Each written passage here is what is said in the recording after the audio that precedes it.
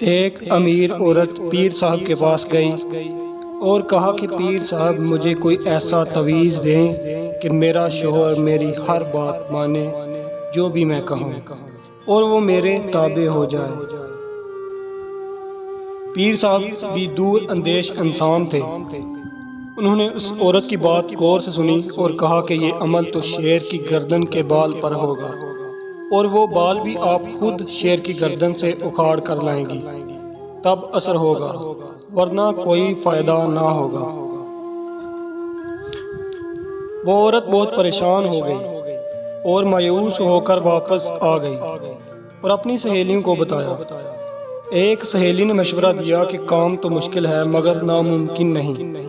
تم ایسا کرو کہ روزانہ 5 کلو گوشت لے کر جنگل جایا کرو اور جہاں شیر آتا ہے وہاں ڈال کر چھپ جاؤ۔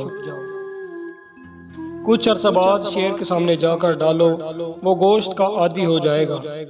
تم اس کے قریب جا کر گوشت ڈالنا شروع کر دینا اور اس کی گردن پر پیار سے ہاتھ پھیرنا شروع کر دینا، اور جب شیر آپ سے مانوس ہو جائے تو گردن سے بال اکھیڑ لینا۔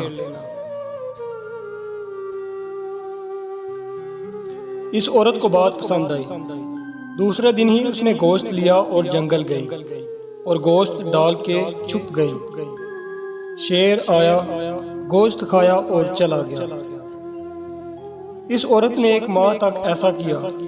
1 ماہ کے بعد اس نے شیر کے سامنے جا کر گوشت ڈالنا شروع کر دیا تاکہ شیر کو پتہ چل سکے کہ اس کی خدمت کون کرتا ہے۔ کچھ عرصہ بعد شیر بھی عورت سے مانوس ہو گیا تھا۔ عورت نے شیر کی گردن پر آہستہ آہستہ پیار سے ہاتھ پھیرنا شروع کر دیا۔ ایک دن عورت نے موقع دیکھ کر شیر کی گردن سے بال اکھیڑا اور خوشی خوشی پیر صاحب کے پاس پہنچ گئی اور بال پیر صاحب کو دیا اور کہا کہ میں شیر کی گردن سے بال اکھیڑ کر لے آئی ہوں، اب آپ عمل شروع کریں۔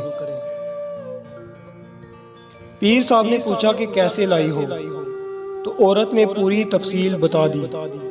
پیر صاحب مسکرائے اور کہا کہ کیا تمہارا شوہر اس جنگلی درندے سے بھی زیادہ خطرناک ہے جو کہ خونخوار ہوتا ہے، جس کی تم نے چند دن خدمت کی اور وہ تم سے اتنا مانوس ہو گیا کہ تم نے اس کی گردن سے بال اکھیڑ لیا؟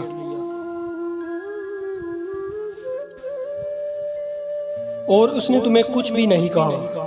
تمہارے شوہر کے ساتھ بھی پیٹ لگا ہوا ہے جسے تم اس کی خدمت کر کے، جب جنگلی درندہ خدمت سے اتنا مانوس ہو سکتا ہے تو ایک باشعور انسان بھی آپ کے تابع ہو سکتا ہے۔